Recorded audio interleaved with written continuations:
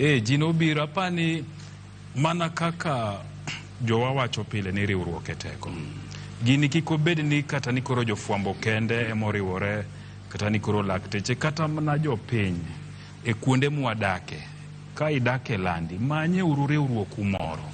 Nikech riwruok jitimo nikech eka inyalo dhie mabor kiwuotho gi jowadu. Kik wabed ni warito mna ni sama liel otimore kwa choko WhatsApp group.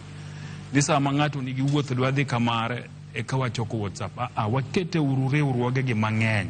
Nikech sama wan gi riwruogegi to wabedo gi teko. Ka nitiere ng'ato madwa donjo kuomu to donjo kuomu e yor riwruokno.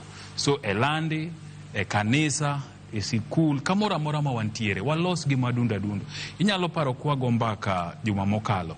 To akoni kidhi kamoro ni Nyambene, e kaunti ma Meru. Nyambene en town matin mapano Yugiso hengo mabor. To Nyambene nigi sako 483 ma operate e iye kanyo odiochieng'. Homa Bay town ka wan gi sako zadi. Masani kidhi sa 2 sani gi dakika 20 tiyudo koseya ofisege. Okapar kanyachupa para. Emomiyo iyudo ka Nyambene tin to en gi sakos 400 gi wiye, to banks bende en godo mohinga 10 e town no. Oyugis nigi banks adi. Kindu to koro kodwa wacho nyocha ka gichako neno bank. So gimomiyo gitimre Nyambene gi kuonde mamoko en ni jogo ng'eyo ni riwruok ni ber. Saga ber.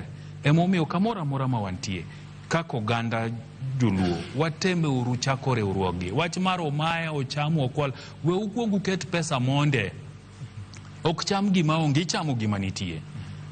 To bende krako chame to ok di chame te. So long as waseketo ni wan gi paro mar riwruokno, sani tinde piny olony.